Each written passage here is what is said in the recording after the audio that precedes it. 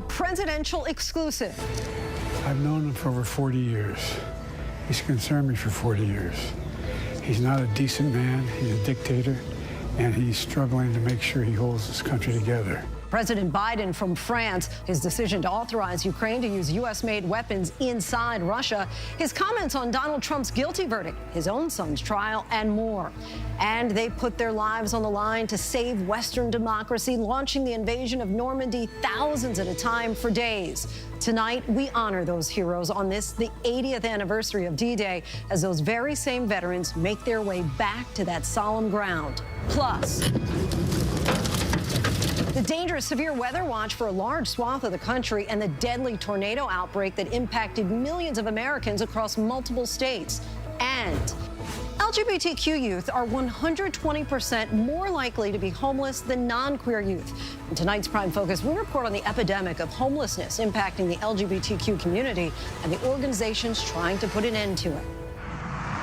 Good evening, everyone. I'm Lindsay Davis. Thanks so much for streaming with us. We're following those stories and much more, including Hunter Biden's gun trial. Beau Biden's widow takes the stand. The video evidence revealed to the court of how she disposed of Hunter Biden's gun.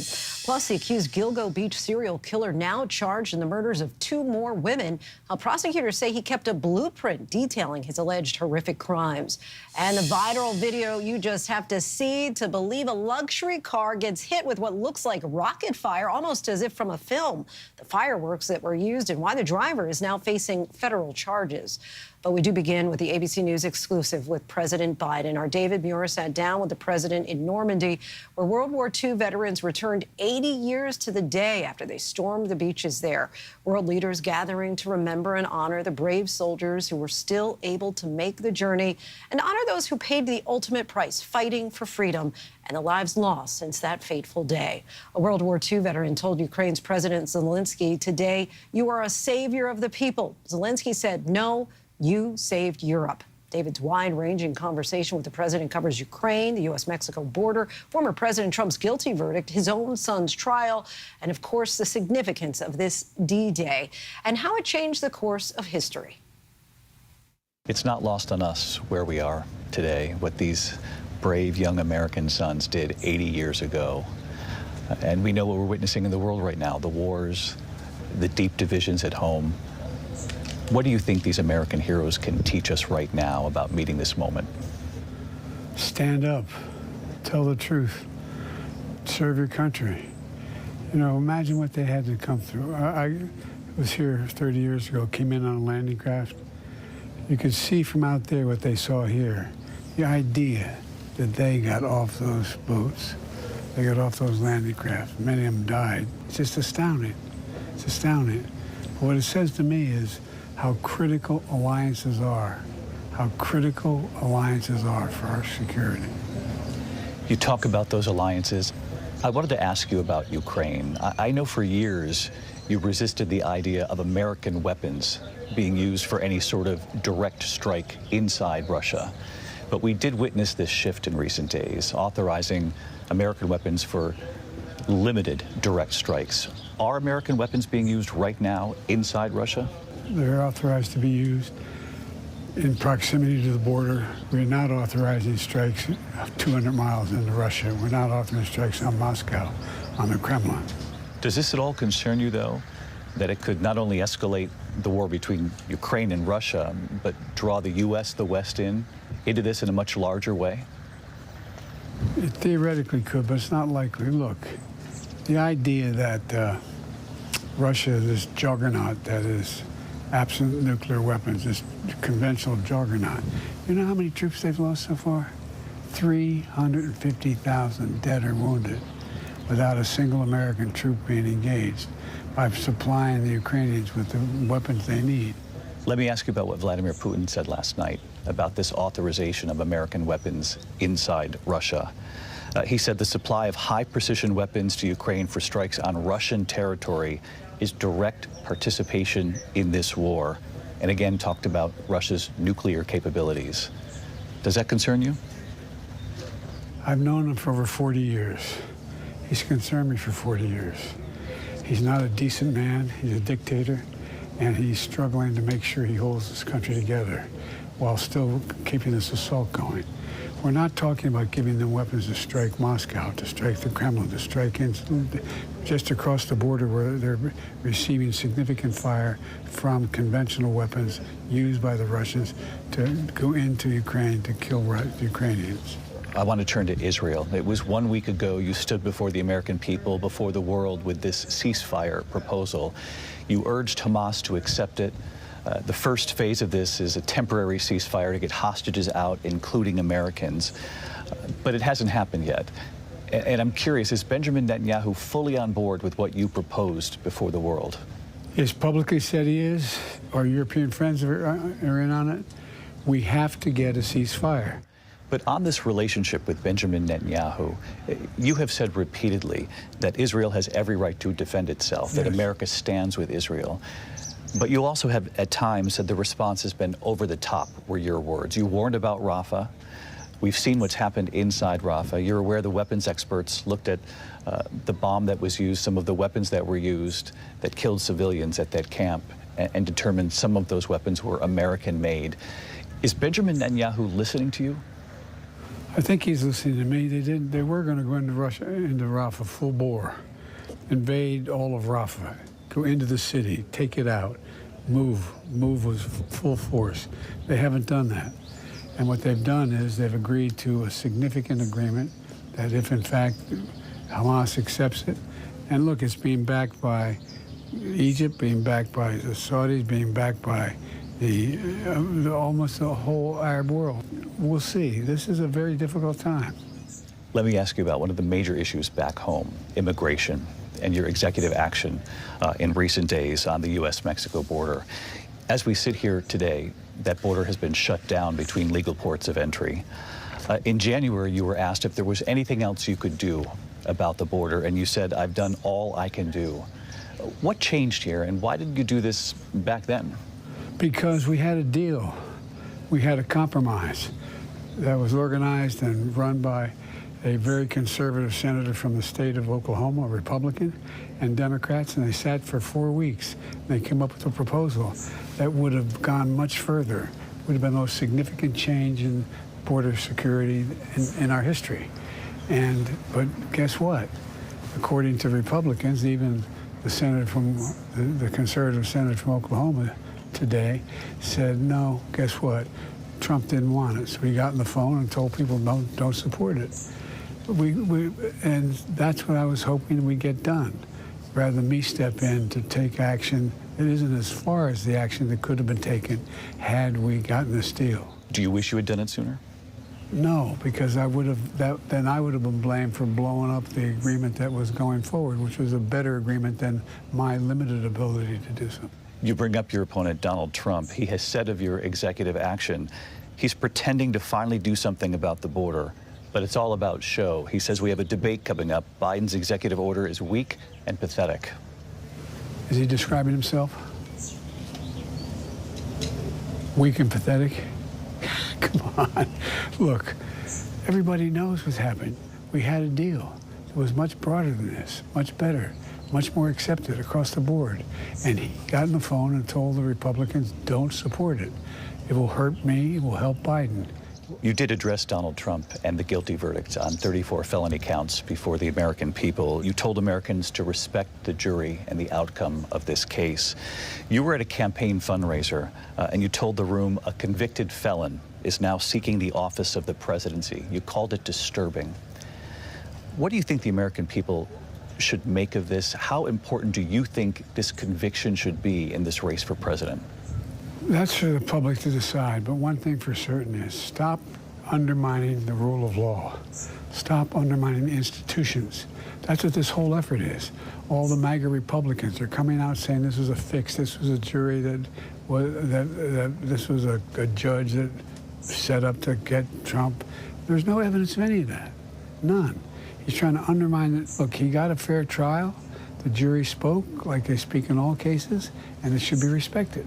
As we sit here in Normandy, your son Hunter is on trial, and I know that you cannot speak about an ongoing federal prosecution. But let me ask you, will you accept the jury's outcome, their verdict, no matter what it is? Yes. And have you ruled out a pardon for your son? Yes. You have. Let me ask you, as we sit here today, you're preparing to speak to the world about the fight for democracy, both abroad and at home.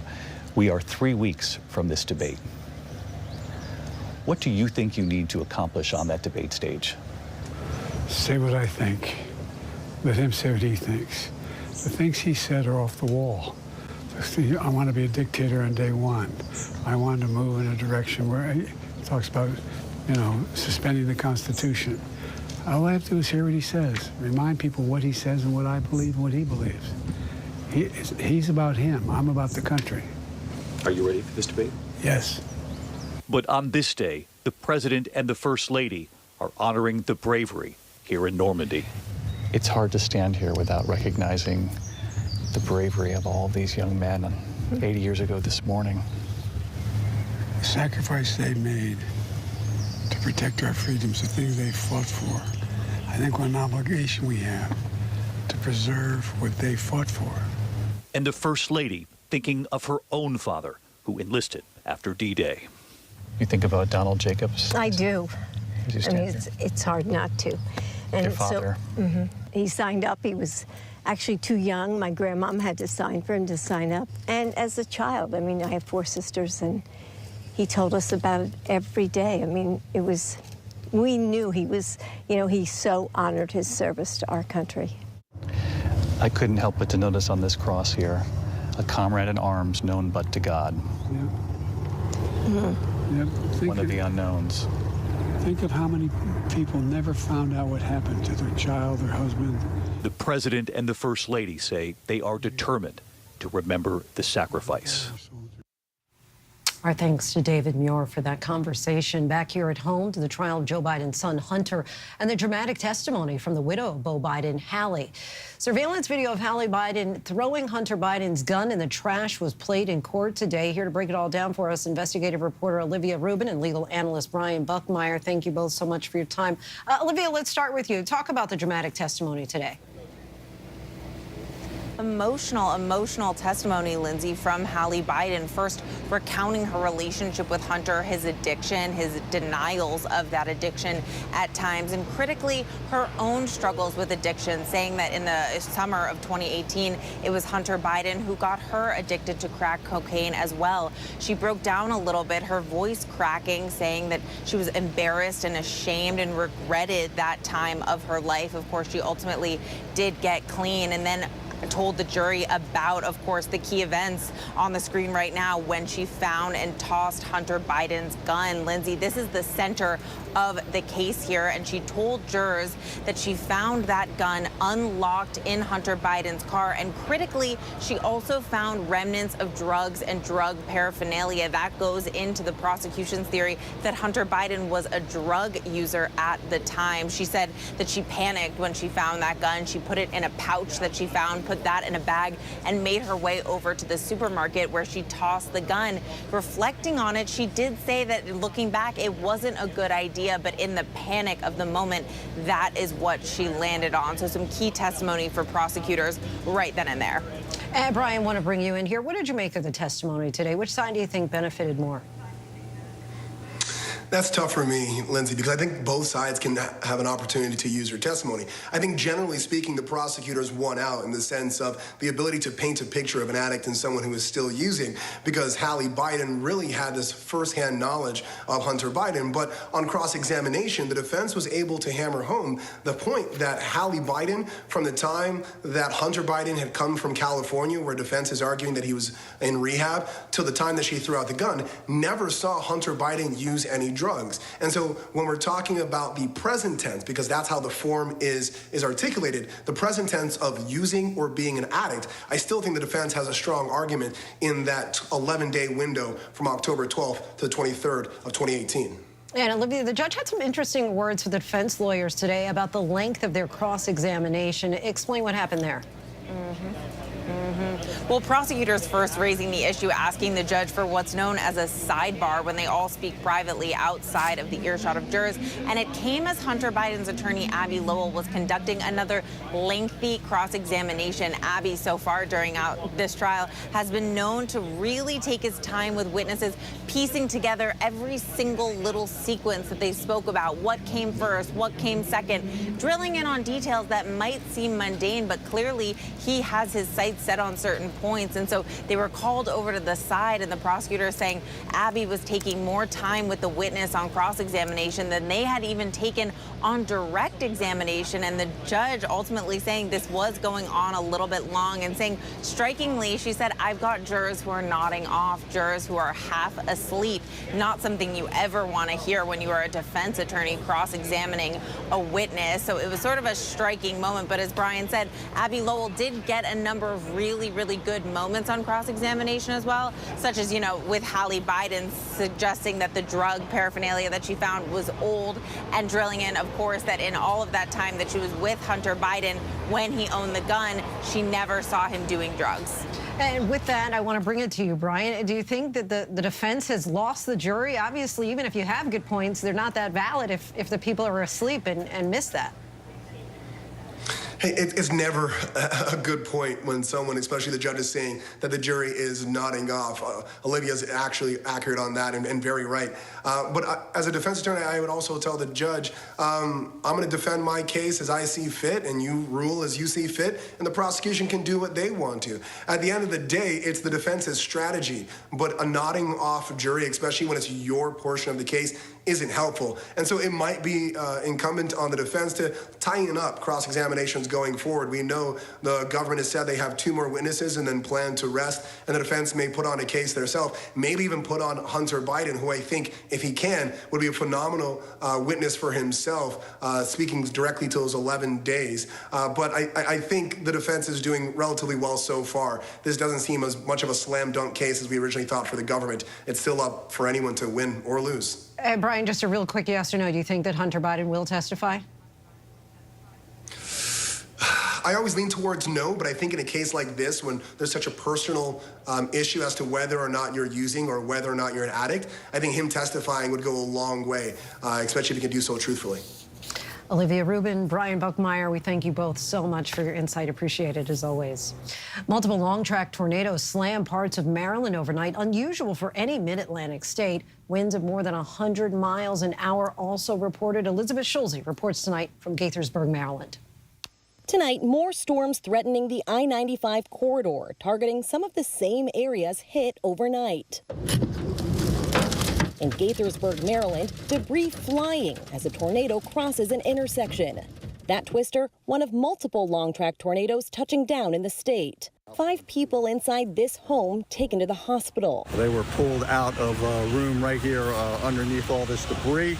For a tornado cut through right at dinner time across the county of nearly 1.1 million people, and to sustain a total of 5 injuries is nothing short of a miracle. First responders rescuing one person trapped inside their car in Abingdon. Outside of Detroit, Michigan, a 2-year-old child was killed after a massive tree fell onto their home. The boy's mother rushed to the hospital.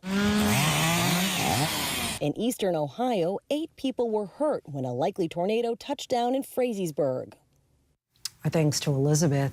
UN officials say dozens were killed in an Israeli airstrike that hit a school in central Gaza today. The Hamas-run health ministry says at least 14 of the dead were children and that nearly 300 people were hurt. 3 munitions experts tell ABC News it appears the weapons used were American-made. U.S. officials declined to comment. Israeli officials say a Hamas compound was embedded inside the school where at least 30 terrorists were hiding. Prosecutors revealed disturbing new details in court in the Gilgo Beach murders today. Accused serial killer Rex Heuermann pleaded not guilty in the deaths of 2 more women. He's already pled not guilty in 4 other murders. ABC's Aaron Katersky has the details. Lindsay, these were stunning revelations of a generation of hunting and haunting young, unsuspecting women by a suburban dad and professional architect who was accused of being the prolific Gilgo Beach serial killer, now charged in 2 additional murders. And in fact, Lindsay, the authorities have said that Rex Heuermann killed Jessica Taylor in 2003. Her body was found in 2 different parts of Long Island, decapitated, and also Sandra Castilla. She was murdered in 1993, so this dramatically expands the timeline during which Heuermann was allegedly killing his victims. And the authorities found what they alleged to be a blueprint that Heuermann was said to have followed. It said, hit harder, too many hit to take down, consider a hit to the face or neck next time, indicating that perhaps he had planned to do more killing. These were little reminders in this document that authorities said they found on one of 350 electronic devices the authorities seized from Heuermann's home when they did a search. And they said that was a significant impetus to return to that home in recent weeks and also to additional sites here on Long Island where human remains had previously been found. As Heuermann did to the previous 4 alleged killings, he pleaded not guilty to the 2 new ones, and prosecutors say they are now going back to 30 years worth of crimes here on Long Island and beyond to see what else they might be able to allege Heuermann was involved in. Lindsay? Just astonishing. Aaron, thank you. A federal judge has ordered former Trump advisor Steve Bannon to surrender to prison by July 1st, revoking his bail. The Department of Justice requested that Bannon be given his 4-month sentence in connection with his contempt of Congress conviction. Bannon was sentenced back in October of 2022 after being found guilty of defying a subpoena from the House Select Committee investigating the January 6th attack. Bannon remained defiant today, saying there's not a prison or jail built that will ever shut me up. He says he plans to appeal. And we still have much more ahead here on Prime tonight. A wild viral video shows a luxury car being hit with fireworks. Why the driver is now facing federal charges. But next, as we mark Pride Month, we focus on LGBTQ youth, many of whom have no place to live. In tonight's Prime Focus, meet the group that's giving some of those young people a place to call home. At the time, Tim, I didn't understand that as homelessness. You know, I just thought it was just like survival. I'm happy now. I found myself. I found Sherbert.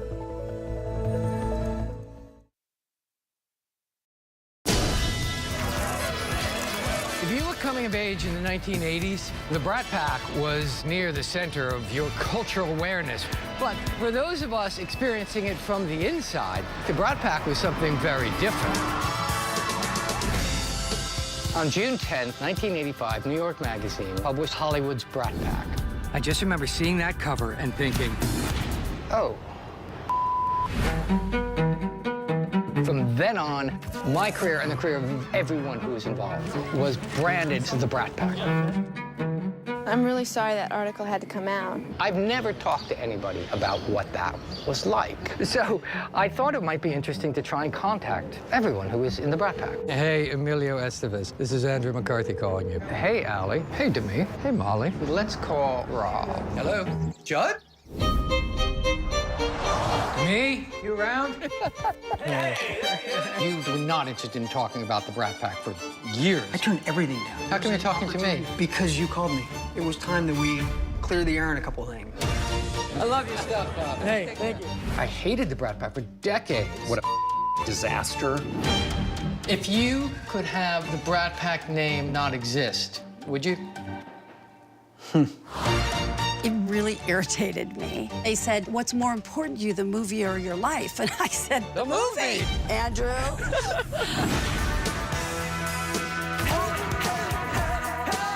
Have you talked to the others? The others, like, again, it feels like a cult or something. Yeah. Why did we take it as an offense? Well, As opposed to like the brat. Because we were young. We were afraid we were brats, you know? Are you in the Brat Pack? I'm Brat Pack adjacent. That's what I was saying. I am not in the Brat Pack. Crush on you back in the day? You did not, Andrew. No, you did not. Being in the Brat Pack not only changed all of our lives, it changed what entertainment is. I mean, I'm not going to say we were the Beatles or anything. Well, we didn't fill Shea Stadium. There were moments. We could have. 1985, I think we could have. So what are you filming? Oh, we're just doing this documentary. What's it about? Ancient history. When it matters most, America turns to David Muir and ABC's World News Tonight. Imagine your wife murdered. You were put in prison for over 30 years, but you didn't do it? He's a cold-blooded, unrepentant murderer. Leo's an innocent man. Friday night, the incredible new development. Where would Leo need to be on the night of the murder? A case 2020 has investigated for years. All comes down to this moment. I really need it to happen. All new 2020, Friday night at 9/8 Central on ABC. Welcome back, everyone. As we mark Pride Month, we want to shine a light on the people helping to provide inclusive spaces for the LGBTQ community. Tonight, we are focused on the LGBTQ youth who, for a number of reasons, may not have a place to live. In tonight's Prime Focus, our Timothy Pulliam takes us to Los Angeles, to the people who are providing a home and community for those in need. Just 3 miles east of downtown Los Angeles sits a property like few others in the country. And a safe haven, especially for queer youth. Dozens of young people who would otherwise be homeless and food insecure now have a place to call home. This is Los Angeles Room and Board. Students spend a lot of time out here? Yes. So we do a lot of our events and our programming back here in the backyard. What is Los Angeles Room and Board? LA Room and Board is focused on ending homelessness, but really as a tool for college completion so we can ensure that folks get to graduation. And why is that important? The California Budget and Policy Center forecasts that by 2030, the LA region will experience a deficit of 1 million college-educated workers. For most of its history, had some kind of altruistic purpose, like a school, a hostel for, for youth and for young women. LA Room and Board's Dunamis House looks more like a luxury boutique hotel than a typical dormitory or shelter, providing 64-bed spaces for students, an on-site barbershop and cafeteria with a gourmet chef, study areas, and lounges. I wanted to kind of create the best parts of my childhood where there was a lot of people around, a lot of noise and activity and laughter, and make sure that people felt like they could be safe. Researchers at UCLA estimating 1 in 5 community college students, 1 in 10 California State University students, and 1 in 20 University of California students experience homelessness. 38% of the folks who, occupy, the homeless sector are Black people. We only make up 9% of the population here in LA. 40% of the folks who exist in the homeless sector are queer youth. In fact, the National Coalition for the Homeless estimates LGBTQ youth are 120% more likely to be homeless than non-queer youth. We're so used to people denying us of being their kids because of our gender expression, of us being, gay, transgender, gender nonconforming. Like, it's always a problem. And so when something's a problem, people are always going to give you a hard time. And I never felt like the parents that I've had accepted me for who I was. Sherbert Diaz arrived 6 months ago to LA Room and Board after aging out of foster care with no place to go. What I like about here is even the messages that they send, come as you are. When I moved in here, I was so amazed. I was so wowed. I've never seen anything like this. This is one of one. This is literally so special. Protecting queer residents like Sherbert hits close to Sam's heart and his own identity. The Detroit native grew up as the 12th of 14 children in a religious family. I had some challenges, right? I remember the moments, when you're born and raised in church, right? And all the sort of messaging you get about who you are. Before I even knew who I was, right? And what gay was, I was being called that all the time at home or at school, in the neighborhood. And so I was always I feel different. Something about me is different. I don't really quite know what it is. I didn't fully have the language at the time to sort of and then, looking back in retrospect, you sort of say, well, I understand what it means to be gay now. Then I didn't. How did you end up homeless? My dad had this 18 and out rule, right? And I get it. I think it was economically driven, fewer people in the house, that means fewer mouths he had to feed kind of thing. After dropping out of high school in the 90s, Sam says he spent the next few years navigating instability, which involved working during the day and sleeping on friends' couches by night. At the time, Tim, I didn't understand that as homelessness. You know, I just thought it was just like survival. Eventually getting his GED at age 23 and going even further to earn both a bachelor's and master's degree. And today, finishing up a doctoral program. And it was while working as an administrator in student affairs when Sam says he noticed some of his students dropping out of school, not because of the course load, but for shortfalls in financial aid, resulting in their basic needs for food and housing not being met. Once I understood that and watched that firsthand at Cal State Northridge and at Cal State LA, that's when I said, okay, let me do something about this. I know that this led to you forming LA Room and Board, but this is a big task, like an undertaking. How did that all come together?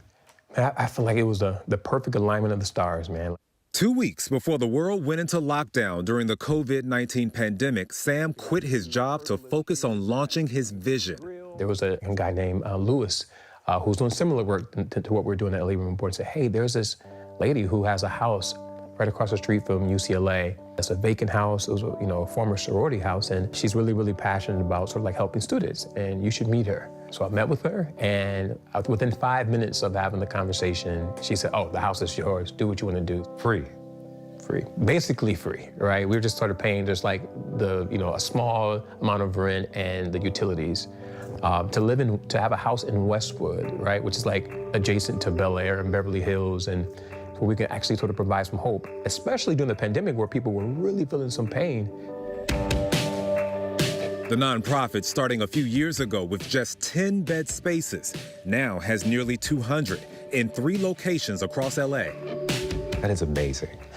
People caught the vision. Mm-hmm. You know, and all you need is one yes, is what it sounds like. Absolutely. You got your yes. Yeah, I got a major yes. Yes, you did. A once $500,000 budget, he says, now balloons to more than $5.5 million a year, supported by a mix of public, private, and legacy donors. I feel optimistic about our ability to sort of like keep that going, but we always need resources. Those resources supporting Anasha Venhuda, a junior studying business at Cal State LA. The 25-year-old could not afford an apartment and was couch surfing before arriving here last summer. What has the experience been like? It's been such a wonderful, supportive experience here. I got my first 4.0 last semester ever because of the support that they provide here. I don't have to worry about like my next meal or, having a roof over my head. And the best thing is like the family environment that they've cultivated here. And I finally feel like I actually have a home for once. Sherbert, too. The 21-year-old is studying to get his real estate license. I'm happy now. I found myself. I found Sherbert.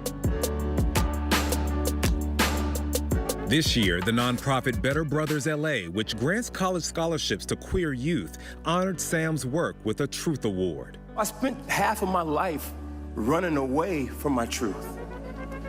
And it's just wild to be in this space tonight. God, I thank you. Wow.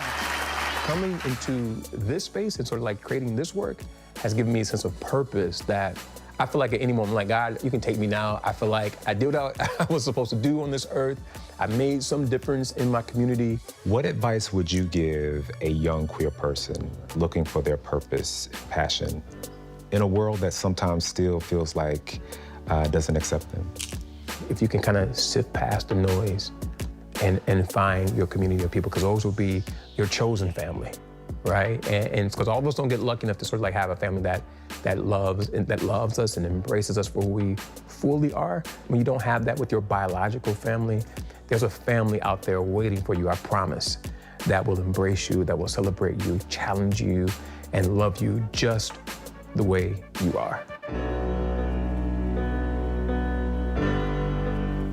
Our thanks to Tim for that. And still much more to get to here on Prime tonight. Coming up, an outing for a family takes a startling turn when a giraffe picks up a toddler. But next, we look at the 80th anniversary of D-Day and the sacrifices made by the numbers.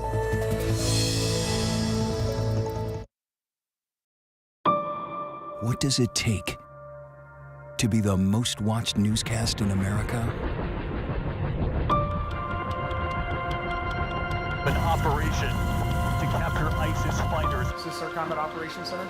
We're approaching the gate now. Militants came in from 4 or 5 different directions. Operational nuclear reactor. So you have a couple loaded and ready to go. The house is destroyed, but the flag, there's not a tear in it. Not a tear in it. How important is this label right here, Made in the USA? Look at your smile. You're proud of this. I love this. Great work. Hi.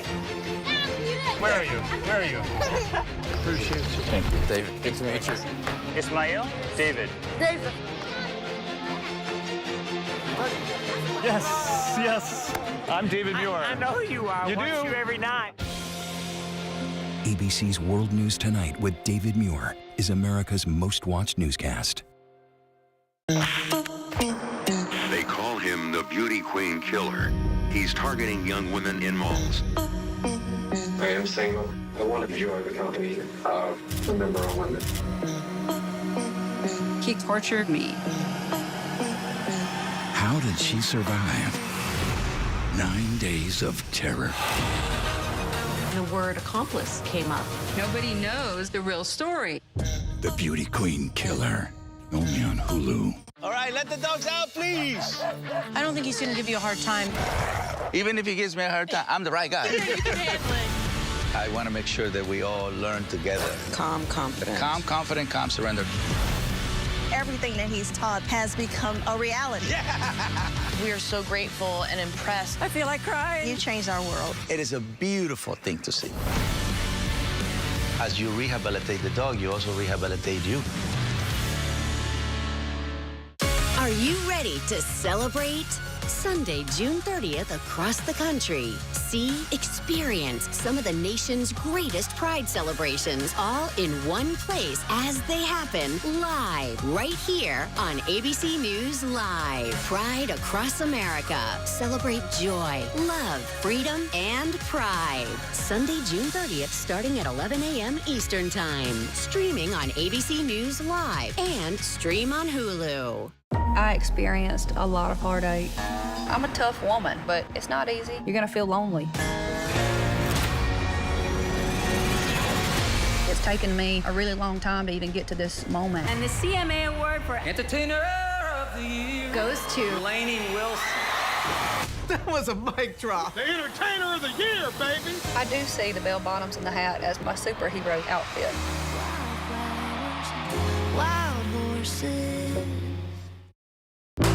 It's lunchtime in America, so what are we serving up? Well, how about everything you need to know? You know, that sounds pretty good. Give it to me. Your health, your money, breaking news, pop culture, with the biggest stars, music, trends, and of course, good food. GMA 3, what you need to know. A third hour of GMA in the afternoon. So join us, Afternoons. For everything you need to know. I love that. Reporting from the volcano eruption in Grindavik, Iceland, I'm Marcus Moore. Wherever the story is, we'll take you there. You're streaming with ABC News Live. Welcome back, everyone. Today, as we mark the 80th anniversary of D-Day, we remember the collective energy required by everyday Americans on our World War II allies to defeat Nazi Germany. The great sacrifices made are this evening's by the numbers. The largest naval bombardment the world has ever seen started at 5:30 a.m. before the sun rose over Normandy, France, on this day 80 years ago. But even a few hours before that, 1,200 aircraft began unloading American and British paratroopers from the sky, a large part of their mission to blow up bridges and sabotage rail lines. It would take 7,000 ships and landing vessels to secure the beachheads and bring men to shore. In all, 160,000 men from the 8 allied countries made landfall on Normandy that day. The scope of the danger and sacrifice is encapsulated in these following numbers. Of the approximately 34,000 Americans in the first wave of troops hitting Omaha Beach, more than 2,400 of them, 7%, were killed or wounded, primarily by Nazi machine gun fire. And by day's end, more than 4,400 men were dead, more than 2,500 of them Americans. It would still take 11 more months to secure Nazi Germany's surrender, but had this single brutal invasion not been successful, experts agree the war in Europe could have continued on for far longer. And we still have much more ahead here on Prime tonight, including a remembrance of those lost on D-Day. And a man is rescued after crashing into a ravine, the unlikely person who made sure he was found. Plus, why radio host Charlemagne the God says you might want to rethink small talk and try something else instead.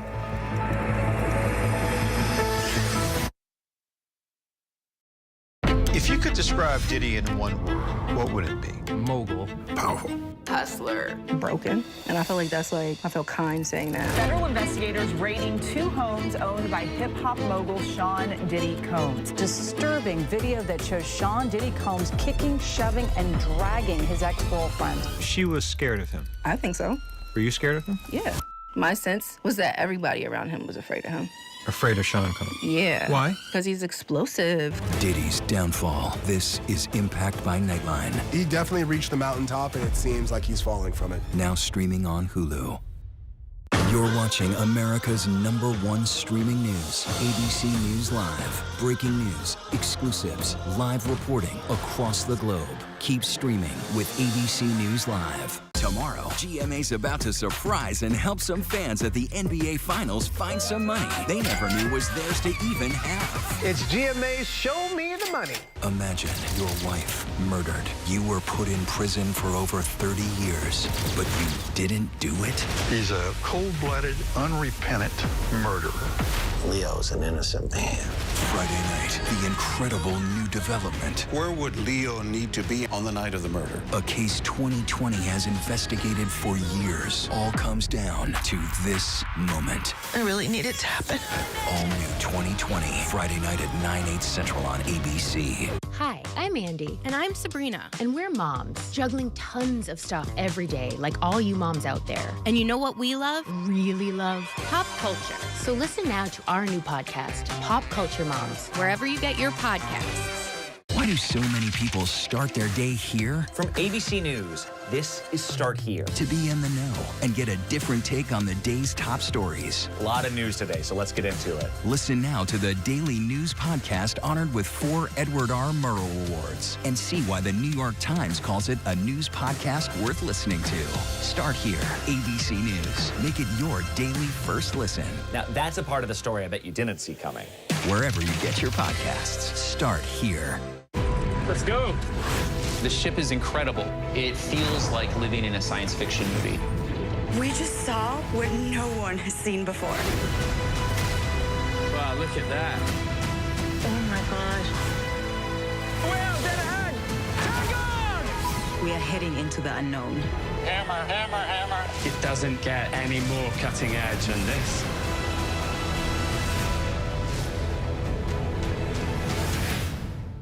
Streaming free Friday night on ABC News Live. I'm a rock and roll star.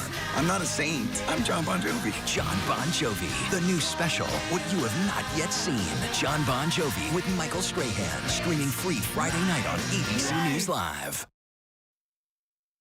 The FDA reverses its ban on a controversial product. An NFL player suffers a major health episode during a practice, and a family outing to a wildlife center takes a scary turn. These stories and much more in tonight's rundown.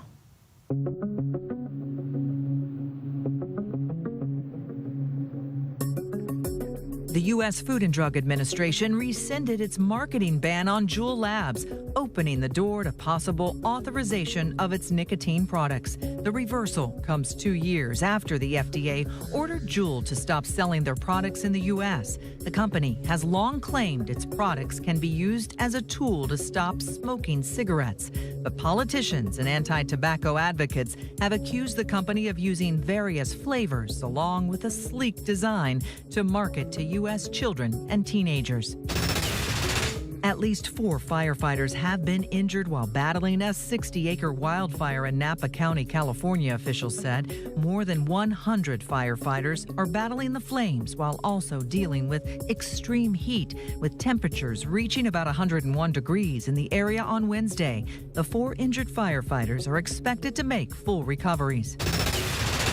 Chiefs defensive end B.J. Thompson is in stable condition at an area hospital after having a seizure and going into cardiac arrest. According to ABC News sources, the 25-year-old was taken to the hospital by ambulance from the team's practice facility this morning. The Chiefs sent players home from the facility instead of holding their regularly scheduled practice. An influencer was arrested and is facing federal charges stemming from a viral video where a helicopter launches fireworks at a sports car. The Department of Justice is saying the stunt took place on federal land and is charging 24-year-old Sukmin Choi, a.k.a. Alex Choi, with placing an incendiary or explosive device on an aircraft. His arraignment is expected in the coming weeks.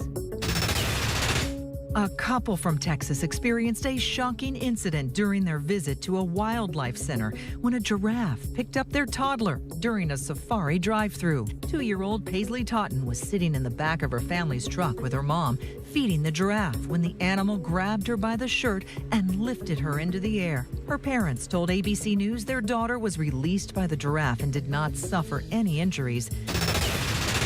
A man and his dogs were rescued earlier this week after his vehicle plunged off an embankment and into a creek in Baker County, Oregon. And it's all thanks to one of his pets. Brandon Garrett was driving the car while his family stayed at their campsite nearby. After the crash, one of the dogs traveled nearly 4 miles, making it back to the family's camp to alert the group. Garrett had only managed to crawl about 100 yards away from the wreckage, spending the night in the ravine with his 3 other dogs. Search and rescue crews found him, getting Garrett and his pets to safety. Media personality, host of the nationally syndicated Breakfast Club, mental health advocate, and best-selling author Charlamagne the God has become synonymous with telling it like it is. His new book, Get Honest or Die Lying, Why Small Talk Sucks, draws on lessons from his past to show how we can embrace more authentic conversations and cultivate a culture of genuine connection and understanding. And joining us now is Charlamagne the God himself. Thank you so much. Thank you for having me, Lindsay. How are you? I cannot complain. Yeah, just hold up the book. Emotion. That's right. Yeah. I got the book right here as well. So I was interested. You talk about growing up in South Carolina, being with your grandmother, your aunt, and that you always felt like you were going to have this platform. Yeah. Early on, you knew you were destined for something. Where did that come from? That's a great question. I don't know. Is this one of those things where you just feel like, you were destined to have something important to say? Like, I would stand in my grandmother's yard and, there was like a field that was in between her house and my cousin Gloria's house, and I would just be standing at the edge of that field, just acting like I'm talking to these large crowd. And I just always felt like I was supposed to be on some type of stage delivering, some type of message. You spoke it into the universe. Yeah. All right, so you write here, I firmly believe that before you can have truly transformative conversation with other folks, you have to start by having hard, unflinching conversations with a very special person first, yourself. And you go on to say, hey, you don't mean talking in the mirror and having conversations. What do you mean about having thoughtful conversation with yourself? Well, that's actually the reason I named the book Get Honest or Die Lying. Of course, I'm paying homage to the 50 Cent's classic hip-hop album, Get Rich or Die Trying. But earlier this year, I went away on a spiritual retreat.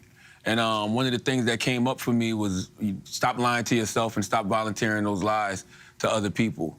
And I think that's something that we all do, just because in this world that we're in right now with social media and everything else, people, create these personalities and these personas, and you walk around, with a mask on, and it's easy to, be honest with other people. You can tell other people what's wrong with them and, what they're doing that you don't like, but it's very hard to look in that mirror and have those same conversations with yourself. But I truly believe that when you can look in that mirror and, stop lying to yourself, you'll just stop volunteering lies to the world because you don't have any need to.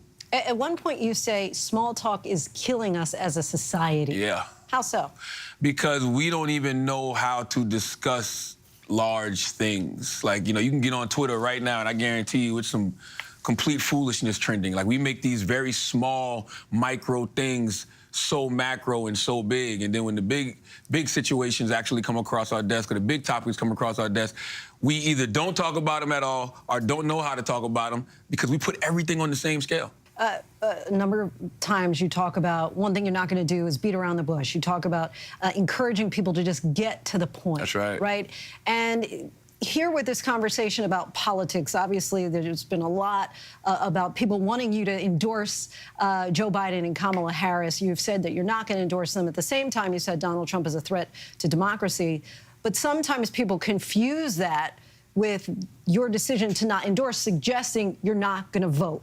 Which I think is ridiculous. You know, I'm just one of the 1 in 4 Americans who has unfavorable views about both candidates. And I think that, you know, we do ourselves a favor if we stop talking about individuals and start talking about issues. Like, you know, right now with this election, when you have 2 candidates who, you know, people really aren't big on, instead of talking about them as individuals, man, we should start laying the issues on the table and, you know, start talking about things like, you know, the threat to democracy that I believe, you know, Donald Trump to be, right? I think we should start pushing things like, you know, Project 2025 and just telling people, hey, man, you should take a look at this. We should, you know, constantly remind people of the fact that he said he wanted to terminate, you know, the Constitution to overthrow the results of an election. We should constantly remind people about, you know, January 6th, you know, 2021. And I think that once you put that stuff on the table, you should look at the whole landscape. We need to start looking at all parties that are running. We should start looking at third parties as well, you know, and I'm shocked that a third party candidate hasn't been able to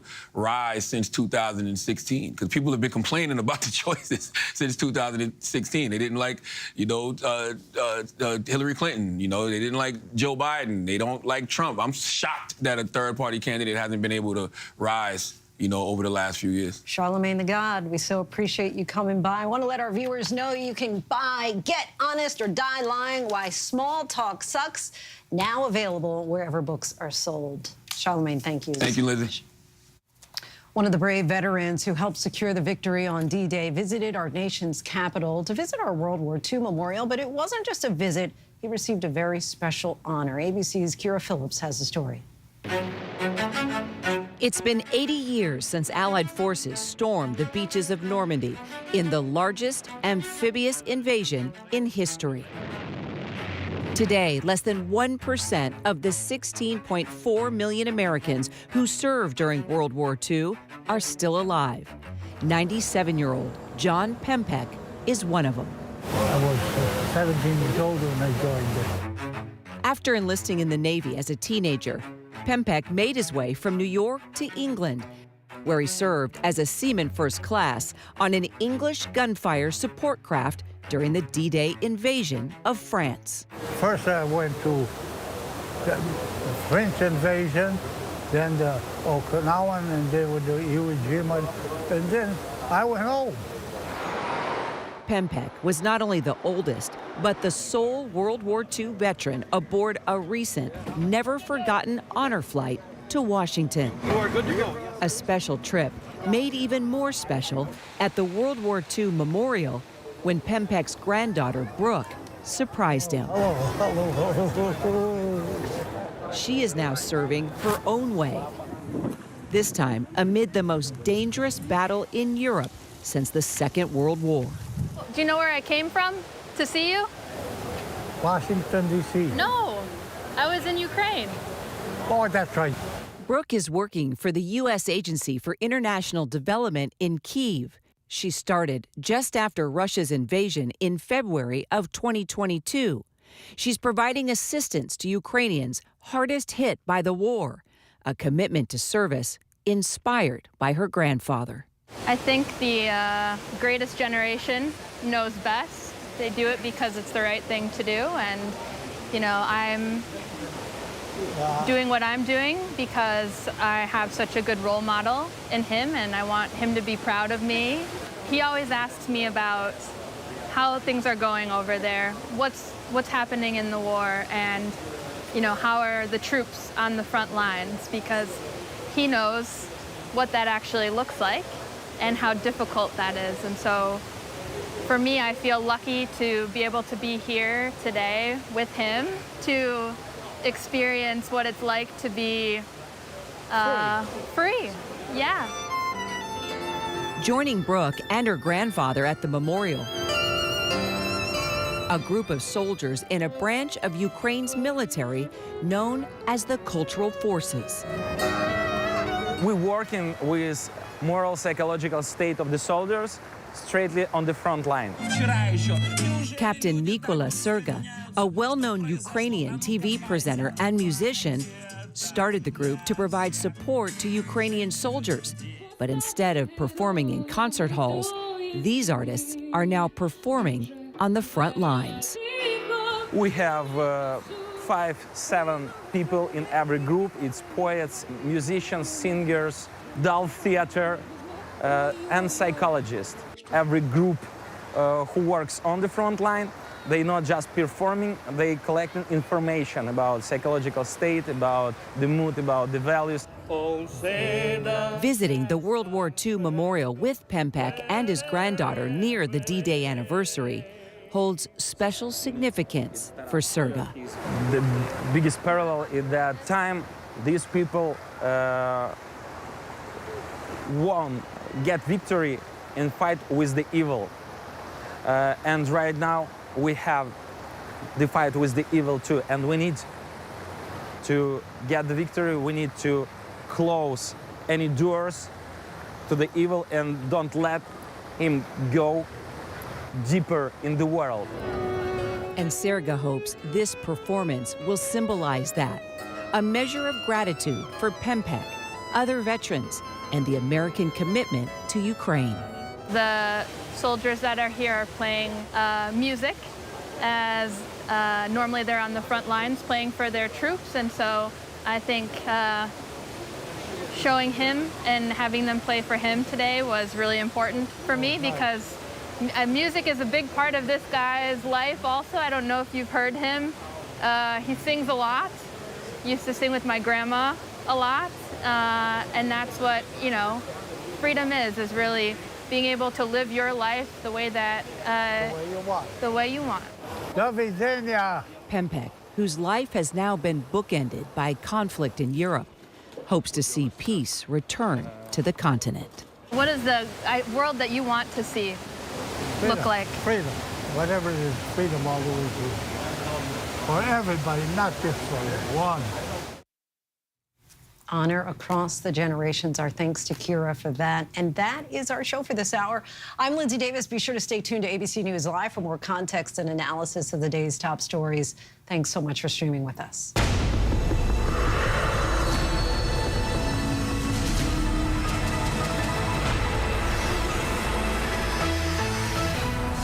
Coming up in the next hour, our David Muir's exclusive interview with President Biden on the war in Ukraine, his new immigration policy, and marking 80 years since D-Day. Plus, dozens are killed after an Israeli airstrike hits a school in Gaza. What munitions experts are saying about the weapon used to carry out the attack.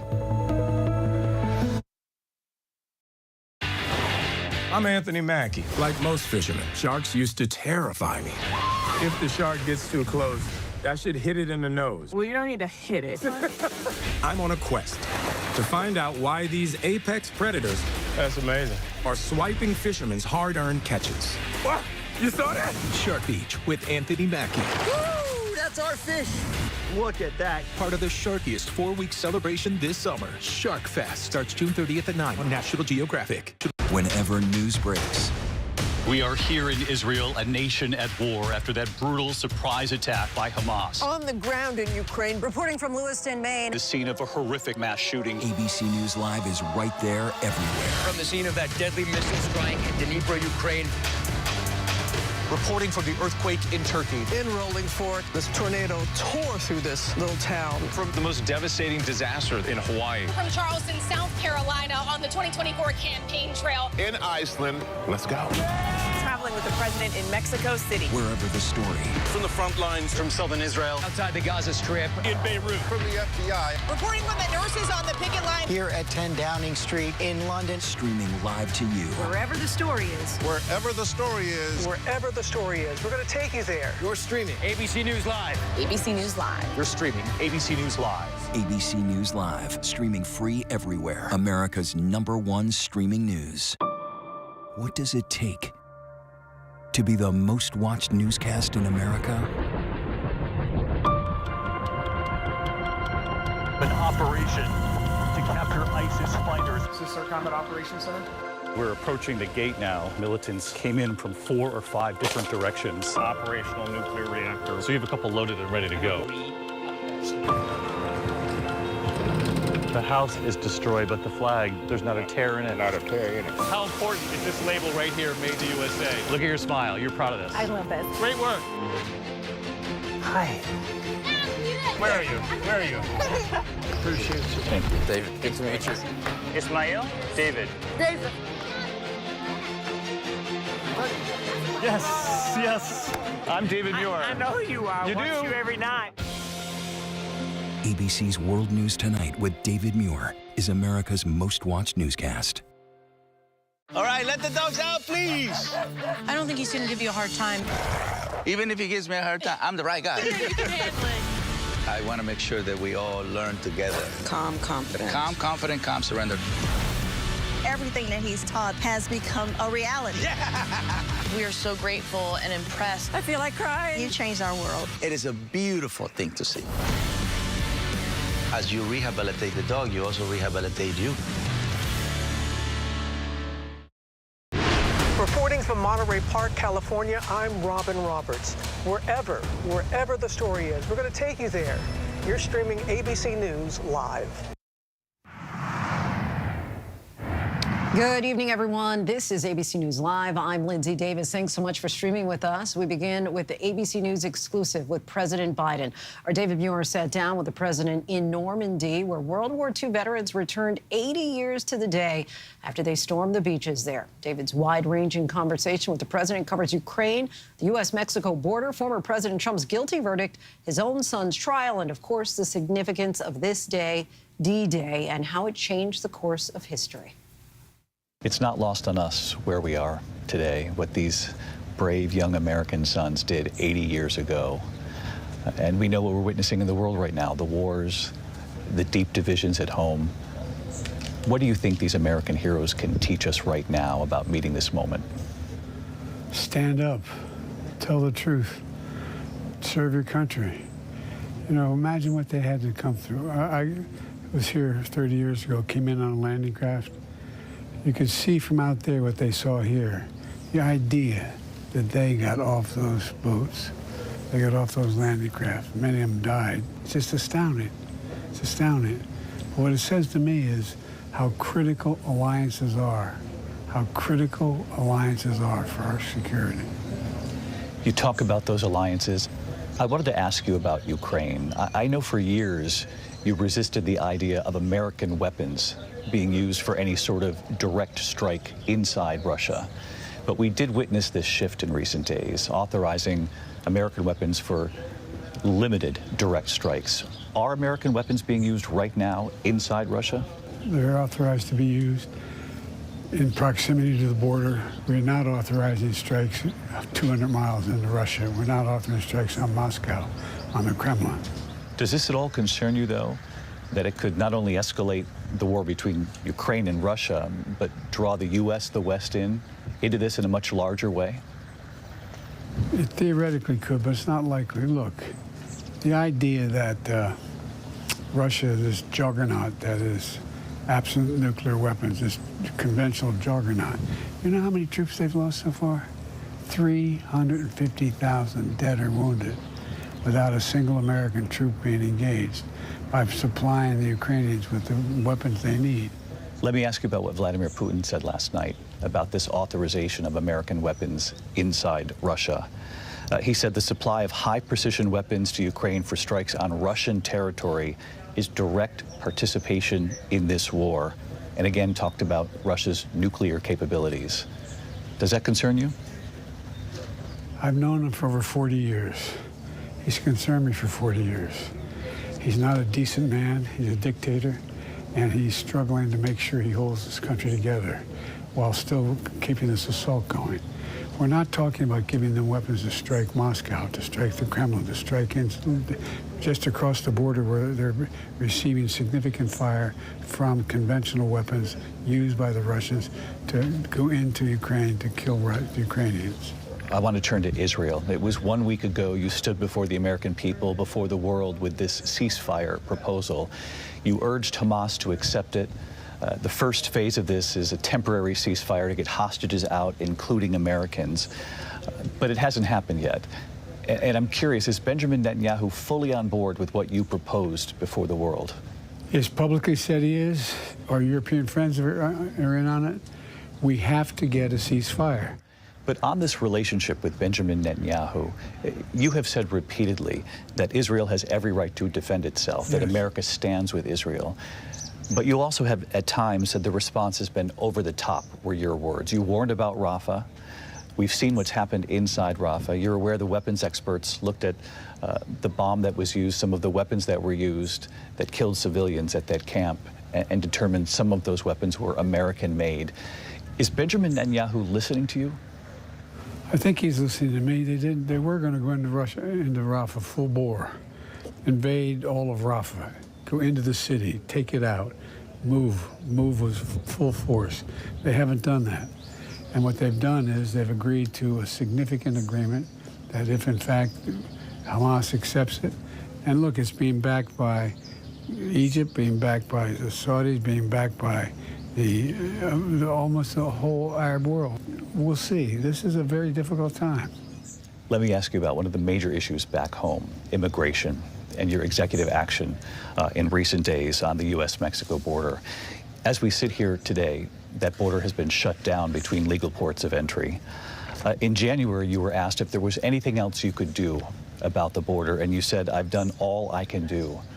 What changed here, and why did you do this back then? Because we had a deal. We had a compromise that was organized and run by a very conservative senator from the state of Oklahoma, a Republican, and Democrats, and they sat for 4 weeks. They came up with a proposal that would have gone much further, would have been the most significant change in border security in our history. But guess what? According to Republicans, even the senator from the conservative senator from Oklahoma today said, no, guess what? Trump didn't want it. So he got on the phone and told people, no, don't support it. And that's what I was hoping we'd get done, rather than me step in to take action that isn't as far as the action that could have been taken had we gotten this deal. Do you wish you had done it sooner? No, because then I would have been blamed for blowing up the agreement that was going forward, which was a better agreement than my limited ability to do so. You bring up your opponent, Donald Trump. He has said of your executive action, he's pretending to finally do something about the border, but it's all about show. He says we have a debate coming up. Biden's executive order is weak and pathetic. Is he describing himself? Weak and pathetic? Come on. Look, everybody knows what's happened. We had a deal. It was much broader than this, much better, much more accepted across the board. And he got on the phone and told the Republicans, don't support it. It will hurt me, it will help Biden. You did address Donald Trump and the guilty verdict on 34 felony counts before the American people. You told Americans to respect the jury and the outcome of this case. You were at a campaign fundraiser, and you told the room a convicted felon is now seeking the office of the presidency. You called it disturbing. What do you think the American people should make of this? How important do you think this conviction should be in this race for president? That's for the public to decide, but one thing for certain is stop undermining the rule of law. Stop undermining the institutions. That's what this whole effort is. All the MAGA Republicans are coming out saying this was a fix, this was a jury this was a judge that set up to get Trump. There's no evidence of any of that, none. He's trying to undermine it. Look, he got a fair trial. The jury spoke like they speak in all cases, and it should be respected. As we sit here in Normandy, your son Hunter is on trial, and I know that you cannot speak about an ongoing federal prosecution. But let me ask you, will you accept the jury's outcome, their verdict, no matter what it is? Yes. And have you ruled out a pardon for your son? Yes. You have. Let me ask you, as we sit here today, you're preparing to speak to the world about the fight for democracy, both abroad and at home. We are 3 weeks from this debate. What do you think you need to accomplish on that debate stage? Say what I think. Let him say what he thinks. The things he said are off the wall. I want to be a dictator on day one. I want to move in a direction where he talks about, suspending the Constitution. All I have to do is hear what he says, remind people what he says and what I believe and what he believes. He's about him. I'm about the country. Are you ready for this debate? Yes. But on this day, the President and the First Lady are honoring the bravery here in Normandy.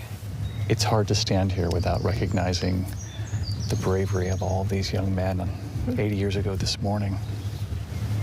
The sacrifice they made to protect our freedoms, the things they fought for, I think what an obligation we have to preserve what they fought for. And the First Lady thinking of her own father, who enlisted after D-Day. You think about Donald Jacobs? I do. I mean, it's hard not to. And your father? So, he signed up. He was actually too young. My grandmom had to sign for him to sign up. And as a child, I mean, I have 4 sisters, and he told us about it every day. I mean, we knew he was, he so honored his service to our country. I couldn't help but to notice on this cross here, a comrade in arms known but to God. One of the unknowns. Think of how many people never found out what happened to their child, their husband. The President and the First Lady say they are determined to remember the sacrifice. Our thanks to David for that conversation. Prosecutors in Hunter Biden's federal gun trial called Hallie Biden as a witness today. Hallie, the widow of President Biden's late son, Beau, later became Hunter's romantic partner. She testified extensively about Hunter's drug addiction, but under cross-examination said she did not see him abuse drugs or alcohol in October of 2018, the same month he had purchased a Colt revolver. Hallie described discarding that gun in a dumpster. Prosecutors are expected to wrap Friday morning.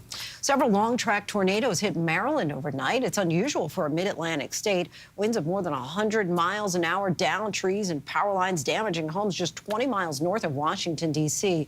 5 people were transported to a local hospital, but fortunately, no reported deaths. One of the brave veterans who helped secure the victory on D-Day visited our nation's capital to visit our World War II memorial, but it wasn't just a visit. He received a very special honor. ABC's Kira Phillips has this story. It's been 80 years since Allied forces stormed the beaches of Normandy in the largest amphibious invasion in history. Today, less than 1% of the 16.4 million Americans who served during World War II are still alive. 97-year-old John Pempek is one of them. I was 17 years old when I joined. After enlisting in the Navy as a teenager, Pempek made his way from New York to England, where he served as a seaman first class on an English gunfire support craft during the D-Day invasion of France. First I went to the French invasion, then the Okinawan, and then with the Iwo Jima, and then I went home. Pempek was not only the oldest, but the sole World War II veteran aboard a recent, never-forgotten honor flight to Washington. You are good to go. A special trip made even more special at the World War II Memorial when Pempek's granddaughter, Brooke, surprised him. She is now serving her own way, this time amid the most dangerous battle in Europe since the Second World War. Do you know where I came from to see you? Washington, D.C. No, I was in Ukraine. Oh, that's right. Brooke is working for the U.S. Agency for International Development in Kyiv. She started just after Russia's invasion in February of 2022. She's providing assistance to Ukrainians hardest hit by the war, a commitment to service inspired by her grandfather. I think the greatest generation knows best. They do it because it's the right thing to do, and I'm doing what I'm doing because I have such a good role model in him, and I want him to be proud of me. He always asks me about how things are going over there, what's happening in the war, and how are the troops on the front lines, because he knows what that actually looks like. and how difficult that is. And so for me, I feel lucky to be able to be here today with him to experience what it's like to be free. Yeah. Joining Brooke and her grandfather at the memorial, a group of soldiers in a branch of Ukraine's military known as the Cultural Forces.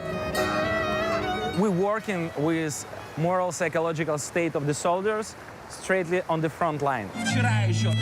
Captain Mykola Serga, a well-known Ukrainian TV presenter and musician, started the group to provide support to Ukrainian soldiers. But instead of performing in concert halls, these artists are now performing on the front lines. We have 5-7 people in every group. It's poets, musicians, singers, adult theater, and psychologists.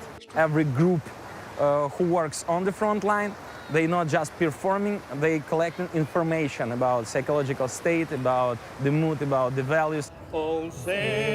Visiting the World War II memorial with Pempek and his granddaughter near the D-Day anniversary holds special significance for Serga. The biggest parallel is that time these people won, get victory and fight with the evil. And right now we have the fight with the evil too. And we need to get the victory, we need to close any doors to the evil and don't let him go deeper in the world. And Serga hopes this performance will symbolize that, a measure of gratitude for Pempek, other veterans, and the American commitment to Ukraine. The soldiers that are here are playing music, as normally they're on the front lines playing for their troops, and so I think showing him and having them play for him today was really important for me because music is a big part of this guy's life also. I don't know if you've heard him. He sings a lot. Used to sing with my grandma a lot, and that's what, you know, freedom is really being able to live your life the way that the way you want. Pempek, whose life has now been bookended by conflict in Europe, hopes to see peace return to the continent. What is the world that you want to see look like? Freedom. Whatever it is, freedom all the way through. For everybody, not just for one. Freedom for everyone. Our thanks to Kira for that. Still much more to get to. Coming up, ever considered living abroad? An American living in Italy talks about the highs and lows of leaving your home country. But next, what we're learning about the latest attacks in Sudan as about 100 people are now feared dead.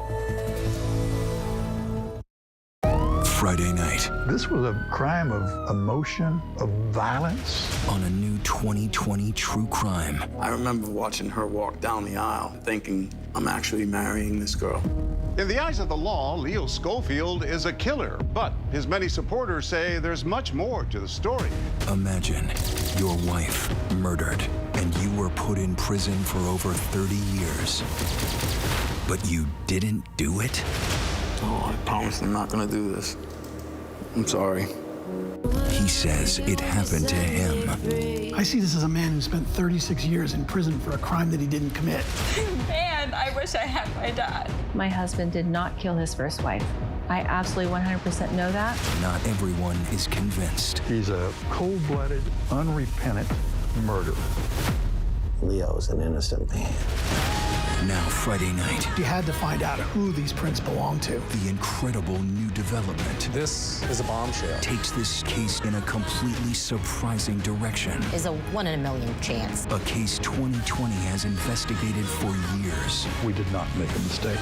All comes down to this moment. I really need it to happen.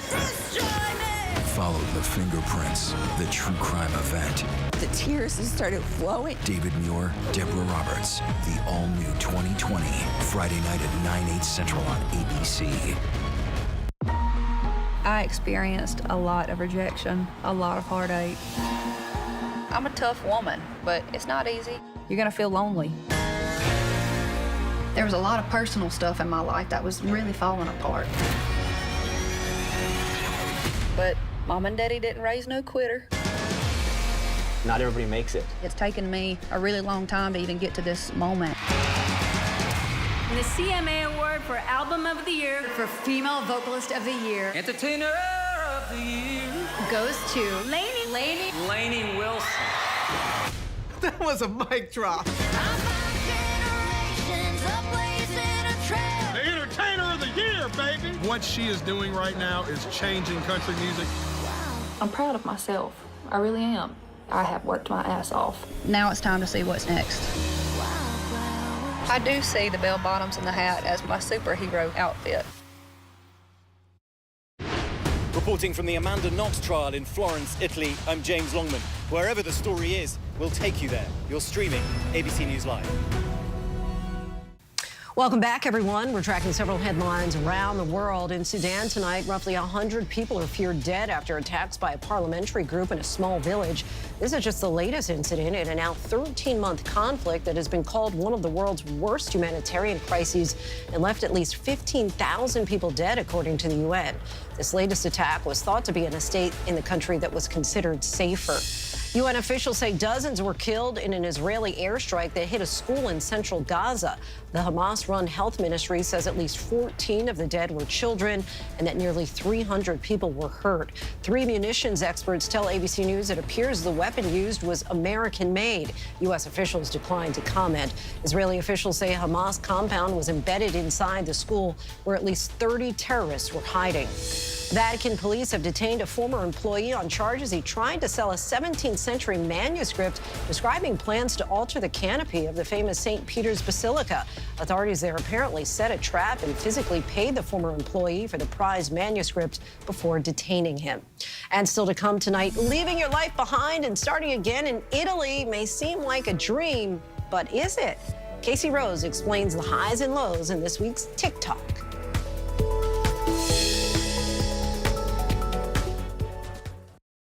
If you could describe Diddy in one word, what would it be? Mogul. Powerful.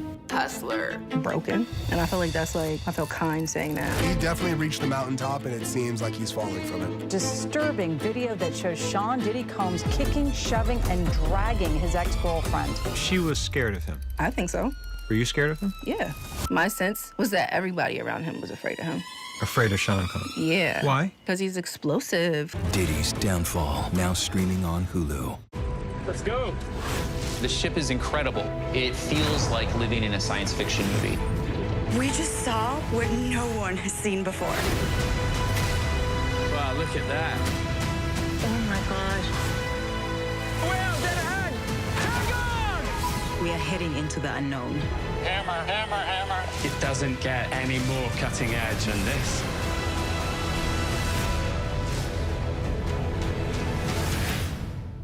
If you were coming of age in the 1980s, the Brat Pack was near the center of your cultural awareness. But for those of us experiencing it from the inside, the Brat Pack was something very different. If you could have the Brat Pack name not exist, would you? I hated the Brat Pack. What a disaster. Why did we take it as an offense? Andrew? I'm not going to say we were the Beatles or anything. Well, we didn't fill Shea Stadium. 1985, I think we could have. Are you ready to celebrate? Sunday, June 30th, across the country. See, experience some of the nation's greatest Pride celebrations all in one place as they happen live right here on ABC News Live. Pride across America. Celebrate joy, love, freedom, and pride. Sunday, June 30th, starting at 11 a.m. Eastern Time. Streaming on ABC News Live and stream on Hulu. We turn now to our weekly segment, TikTok, where we take a closer look at the story behind the sensation.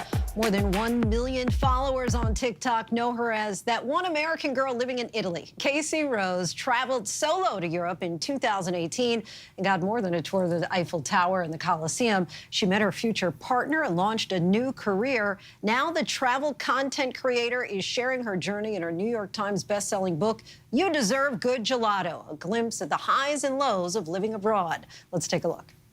I'm in Athens. It's my first time ever in Greece, so obviously we're gonna go do a food tour. I'm so excited. We're starting off with a Greek coffee. Apparently you're also supposed to slurp it. And Casey Rose joins us now. Welcome to the show. Thank you so much for having me. So let's go back to the beginning where it all started. You moved from New York City to Italy back in 2021, years after that life-changing solo trip. Before you boarded the plane, you shared a video on TikTok that went viral about your journey with your partner that led you to make the move. Why do you think that resonated with so many?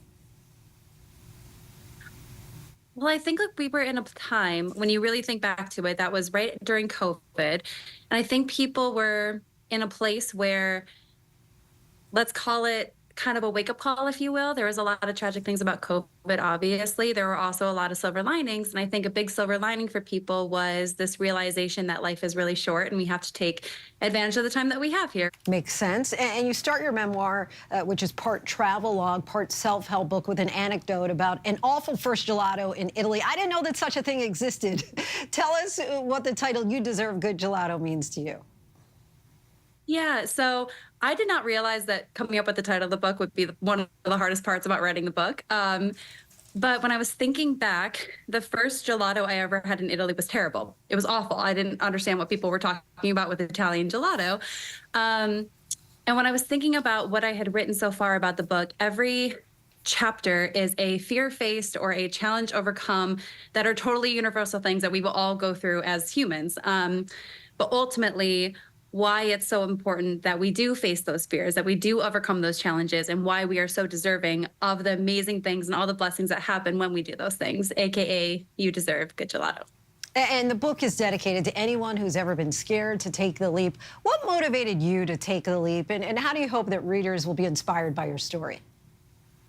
Yeah, for me, this is not to sound morbid, but the thought of being on my deathbed and regretting not doing something just because I was too scared to do it is 10 times scarier than just doing the scary thing. It's not good enough for me, and I don't think it should be good enough for anybody else. And so you talked about how almost 4 years later, you've established a travel company. You lead these group tours around Italy and publish your own travel guides. What and where is next for you? It looks like you're in a hotel room as we speak.